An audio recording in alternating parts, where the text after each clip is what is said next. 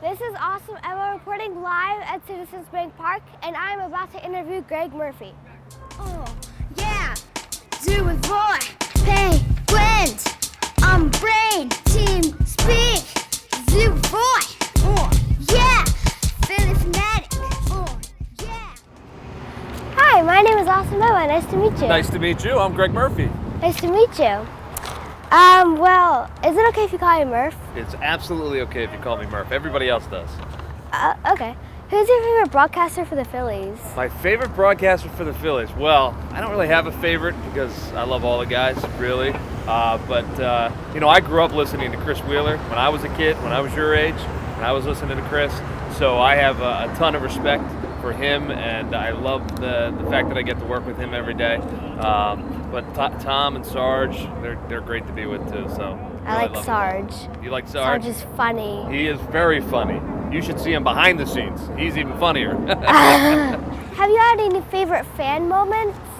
Wow, a lot of them. You know, the fans. First of all, the fans in Philadelphia are so much fun to be around. When I walk around the stadium and the guys, fans are yelling and cheering for the team and saying hi to me.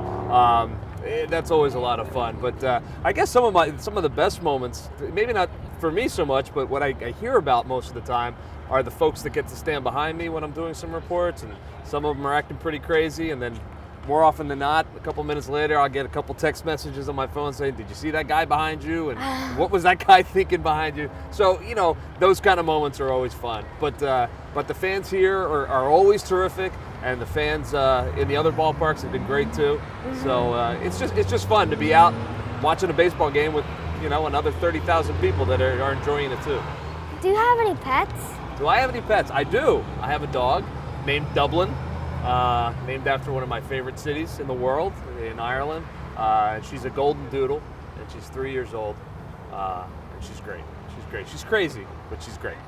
That's nice. I have a dog too. I absolutely love dogs. I'm a big dog person. I'm a big dog person too. You should have been here for Bark in the Park last week. Now, that was a good time. I was surrounded by 10 different dogs. Most of them named after Phillies players, I learned. So that was a lot of fun. Dogs in the ballpark. I had a couple pets named after Phillies players. I had a frog I named Chooch. Perfect. So tell me a little bit about your charity.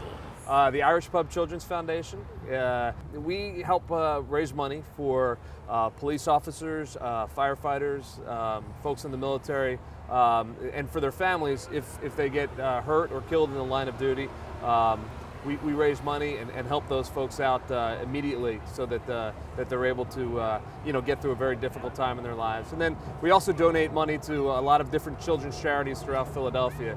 Our big event every year is riding our bikes from Philadelphia to Atlantic City, and this year we raised over $500,000, close to $650,000 in one day. So we're very proud of that. Yeah, it was terrific. How old were you when you learned how to ride a bike? Oh wow! I guess I was about 6 years old. And I grew up in, at that time I was in Cherry Hill, New Jersey. And I remember my dad let me go out into the street for the first time, and I lived in a cul-de-sac. And he took me out there and we rode around the cul-de-sac a couple times. And I guess I was about 6 years old at that point. So I've been riding ever since. I was only 8 years old. I was so scared. Well, that's all right. I was terribly scared. But you know how to do it now. So I just rode my scooter. Yeah, well, that's good too. But I just rode my scooter. Anything with wheels that get you down there, that's fun. That's fun. Do you like Harry Callis? I loved Harry Callis. Me too. Harry was the voice of my childhood. I was a huge baseball fan growing up, and right before Harry passed away, I had gotten my job at Comcast Sportsnet, and for the very first time, he said, let's send it back to Gregg Murphy in our Comcast Sportsnet studios. I'll never forget that moment. To hear Harry Callis say my name on television was a real thrill. So we miss him every day, no doubt about it, because he was a special, special guy. Definitely. If you had a walk-up song, what would it be? Ooh, if I had a walk-up song, that's a great question. How about Put Me In, Coach? I'm ready to play. I think that would be it, because no one's going to put me into this game at this level anytime soon. I think I'd go with that. Put me in, Coach, because I'd love to be able to play like these guys do. I have no idea what my walk-up song would be. You have to think about that. Yeah. If you wanted to interview anybody in the whole world, like a superstar or a Phillies player or any athlete, who would it be? Any athlete? Any athlete in the world? I think I might. Wow, that's a tough question. I think I would say Tiger Woods.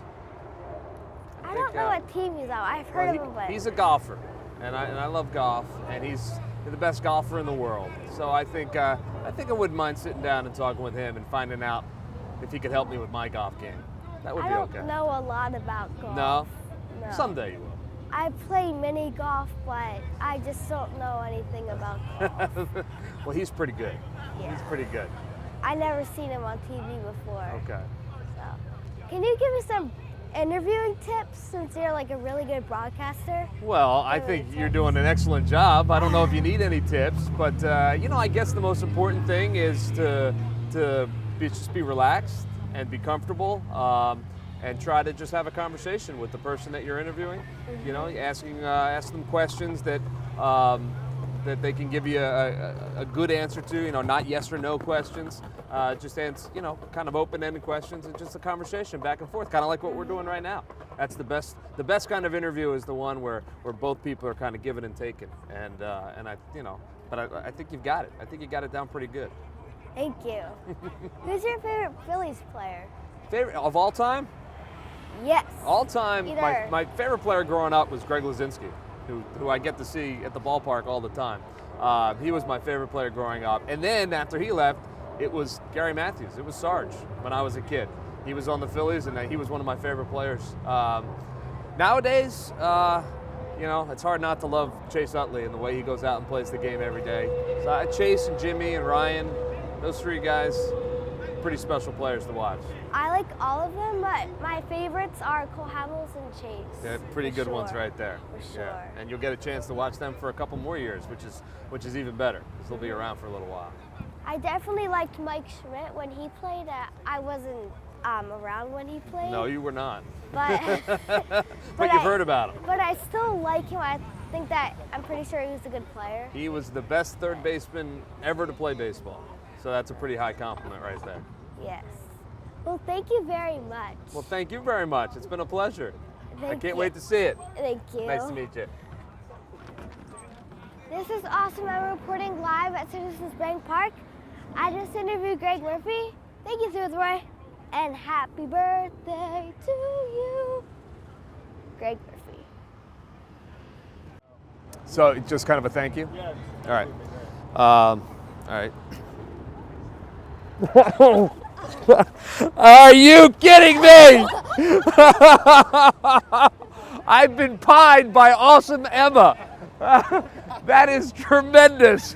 I always wipe it on the player too, so I have to get you too.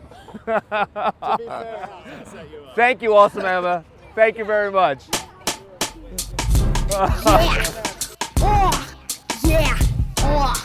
Oh yeah, zoo with Roy, crane kicker. Yeah, to the zoo, I take the train, and I'm kicking it like crane. Listening to speak, but I got penguins on my brain. You're the most famous person I've ever been pied by the way. Very clever, I like it.